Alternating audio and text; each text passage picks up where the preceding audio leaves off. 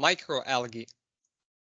When you hear that word, the first thing that may come to your mind might look like something like this. Or this. But I want to change that into this. Because that same aggressive growth that might have ruined your swimming trip can also be seen as a huge potential. Microalgae and cyanobacteria can grow over 10 times faster than any plant on land, and algae biomass cultivation for food and animal feed products is already a global multi-billion-dollar business. But there's a lot more untapped potential in microalgae besides just food production.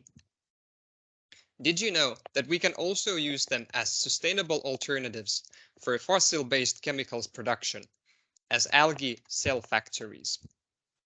The beauty is that the algae only need water, light, and carbon dioxide to produce targeted chemicals ranging from biofuels and monomers like ethylene to fine chemicals and even high-value pharmaceuticals used, for example, in cancer treatment. Sounds like a dream scenario, right?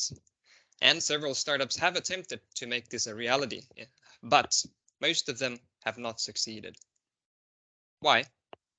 Because of a bottleneck in cost efficiency. Simply put, the conventional methods use a lot of water and energy and can only get a fraction of the algae's potential out in return. But what if instead of this, we had this? If we take the algae cells from water and squeeze them into a thin matrix, we can reduce the amount of water by over 50 times and make the whole process much more efficient overall. And to make structures like these, you clearly need a very special matrix material. So, where to find something like that? Our solution is nanocellulose. It's a new generation bioproduct that can be made from, for example, wood processing or agricultural waste. Nanocellulose can be made into strong and versatile gels and films that are fully biocompatible and are able to outperform conventional matrix alternatives in the challenging chemicals production conditions.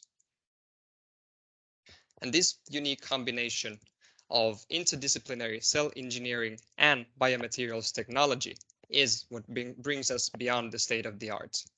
To my knowledge, we're likely the first ones constructing a demonstrator of such a system with an algae biotech SME involved. Overall, we believe that this technology has the potential to revolutionize the cell factory concept and the algae biotechnology sector in general. Thank you.